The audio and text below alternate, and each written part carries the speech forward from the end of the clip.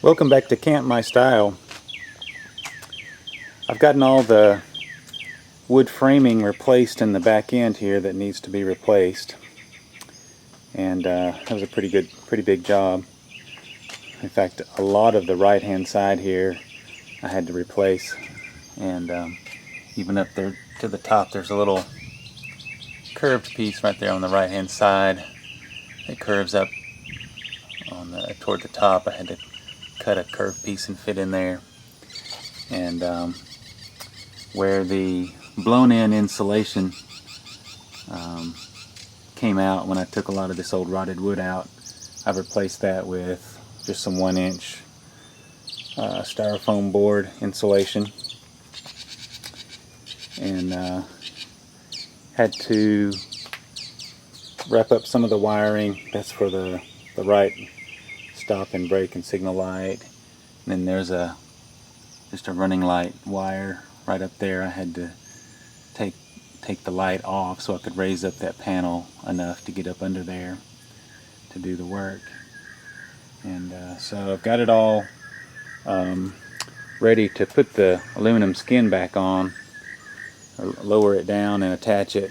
But I'm going to leave that off for a little while. I've got some work to do inside, and I'm just going to wait, and I'm going to do some work on the ceiling on the inside and the back, and just in case I need to get back up in there and do anything as a result of that, I'm going to leave that off for now.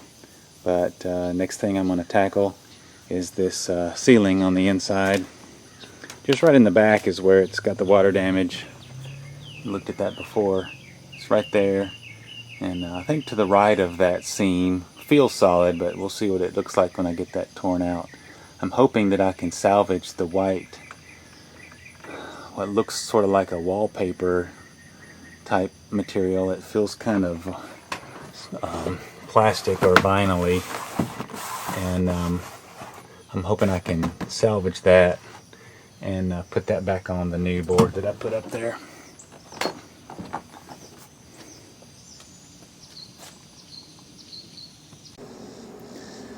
We're ready to reattach the aluminum skin on the back of the RV after we've gotten the new framing in place and re-insulated where it needed, where the old insulation came out.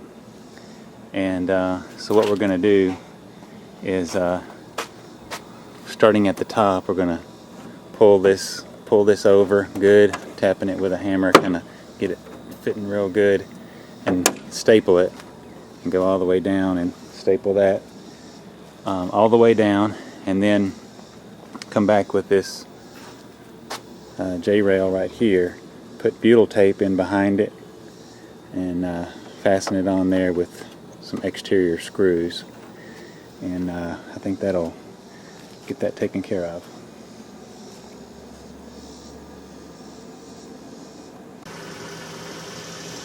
Alright, we've made some progress here this afternoon. I didn't stop and take too many pictures along the way, but here's what the sort of finished product looks like after we got this back in reattached.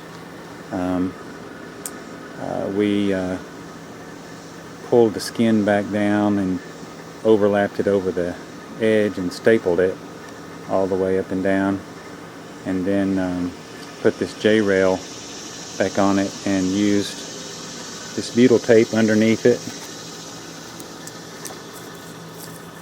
That's what that looks like. Used just about a whole roll of that between the window and the edging.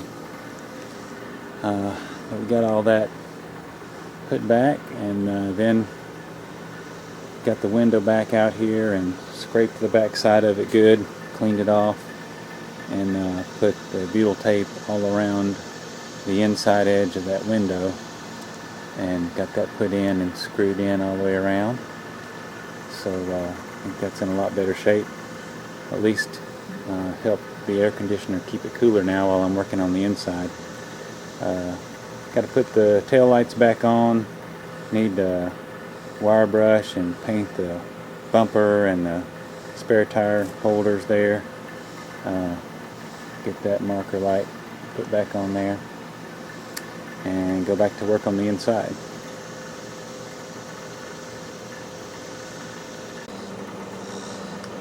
I'm also going to go back and caulk around the edge of the windows, all the way around the window and the J-rail. Even though it had the butyl tape underneath it, it still needs to have caulk, especially on the leading side of this J-rail, and then around the windows, especially at the top, but I'll go all the way around. And what I use for that is this ProFlex RV. Get that at your RV store.